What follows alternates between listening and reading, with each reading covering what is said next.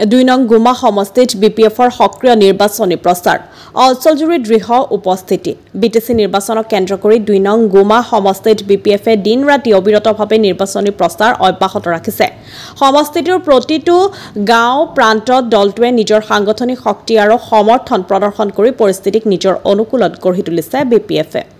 বৰ্তমান পৰ্যন্ত 2 নং গুমা সমষ্টিত আন কোনো ৰাজনৈতিক দলে উল্লেখযোগ্য প্ৰভাৱ বিস্তাৰ কৰিব পৰা নাই আৰু নথকাৰ পৰিপ্ৰেক্ষিতত বিপিএফে জনসমাগম আঞ্চলিক সমৰ্থন সুসংগঠিত প্ৰচাৰ আৰু কাৰ্যসূচীৰ জৰিয়তে এক সুদৃঢ়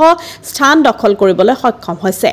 এই সন্দৰ্ভত সমষ্টিৰ অন্তৰ্গত বালাপাৰাত বিপিএফে আয়োজিত এক বৃহৎ নিৰ্বাচনী সভাই বিশেষ গুৰুত্ব অৰ্জন কৰিছে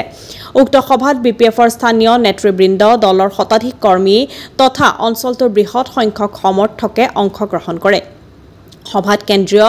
নেতৃত্বও অংশ লৈ প্ৰাৰ্থীৰ পক্ষে দৃঢ় সমৰ্থন প্ৰকাশ কৰে আৰু দলৰ লক্ষ্য উদ্দেশ্য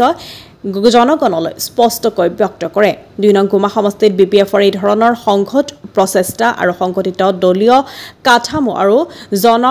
সম্পৃক্ততাই দলটোক শক্তিশালী প্ৰতিদ্বন্দ্বী ৰূপে প্ৰতিষ্ঠা কৰিছে কুকুৰাঝাৰৰ পৰা গোসাইগাঁৱৰ পৰা আজিজুল হকৰ ৰিপৰ্ট নিভাজ অসম লাইভ বৰ্ষৰ যি ৰাজনীতি সারা ভারতবর্ষের যে রাজনীতি আচ্ছা আমারে আপনারা একটা কথা কন্ত নরেন্দ্র মোদীর থেকে নিয়ে অমিত শাহ থেকে নিয়ে যোগী আদিত্যনাথের থেকে নিয়ে আসামের মুখ্যমন্ত্রী হেমন্ত বিশ্ব শর্মা দিলীপ শইকিয়া থেকে নিয়ে একবার শিলাদিত্য তারপরে একবার সত্যরঞ্জন বরা এই যিখিনির নাম কইলাম